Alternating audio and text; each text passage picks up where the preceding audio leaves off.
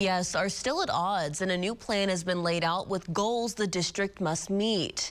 In this morning's political segment, lawmakers on both sides explain why the goal should be the kids and why the state's plan doesn't account for everything. And welcome to Your Vote Counts. I'm Scott Mitchell with Jon Echols and Jason Dunnington. It's December, and the news is not slowing down at all. In fact, it's picking up this week. We've been talking about Tulsa Public Schools and that friction between the state office, the SDE, but the SDE's come down with some new goals for Tulsa. Yeah, this is something we've talked about on the show quite a bit. At the beginning of the school year, SDE came out and really kind of wrapped Tulsa Public Schools on the knuckles, saying you need to get your act together a little bit more. What this board decision was, again, it's a State Department of Board decision, put 3 goals out on Tulsa Public Schools for them to achieve over the next 6 months, or they'll have a lot more repercussions.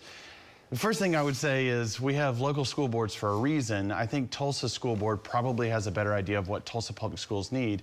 Secondly, I would say that a number of these issues still fail to deal with the issue of socioeconomic status. You're talking about a school district with lots of poverty, and poverty has a lot to do with outcomes here. And until we address some of those issues, you're not going to change a lot of the other. Okay, which I imagine we'll be talking about next legislative session, but you saw what the SDE did. Your thoughts? Yeah, so as I've said earlier, education always has to be about, are we educating kids? Are we teaching them how to read? Are we teaching them how to do math? Are we teaching them how to do science? Not all the other stuff. I am proud that the state board is stepping in, and I like some of the things they did. For example, wanting to get 50% of the kids to proficiency. But if we're going to shut down a Tulsa Public School, that shouldn't happen. And if it does happen, it should happen on the local level. Now, we need leadership from the Tulsa Public Schools. We need them, and they have a new superintendent who I think is doing a good job, but the school board needs to come out and say, here's their plan to get ready. You have Superintendent McDaniel in Oklahoma City that 3 years ago came out with a very aggressive plan and said, here's what I'm gonna do. What I want is for Tulsa Public School Board to not just say they want local control, show us your plan that involves how we're gonna get better. But I agree, gotta deal with poverty, gotta deal with funding.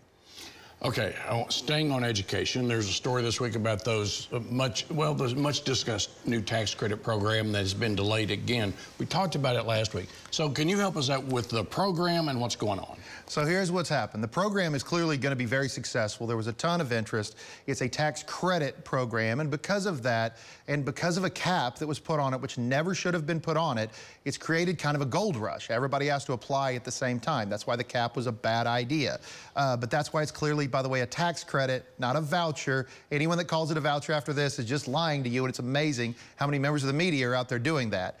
But here's what happened. It wasn't ready in time. It got delayed 3 business days. You can now apply Wednesday at 2 o'clock. Wednesday at 2 o'clock is when you could go online, and it will fund the lowest socioeconomic Oklahomans first. Disappointed it got delayed. But frankly, there were some structural issues that caused it that hopefully we'll fix next session. Better getting it fixed. Your thoughts about this? Well, it's not the V word, tax credits. Well, I will agree. It is absolutely a tax credit. I will also say, as I've said on this program before, it's a little like Groundhog's Day, where we wake up and have the same problem, where there's a tax credit for folks that already attend private schools. So don't kid yourself, parents at home. This is a tax credit to give to someone that already attends a private school. And now it's going to have your taxpayer dollars pay for that school instead of putting those dollars into public schools. I have no problem with private schools. Some of my family attends private school, but my family members that put their kids in private school did because they wanted to, not because they were hoping to use tax money in order to do that. This is going to continue to be a Groundhog's Day problem for us.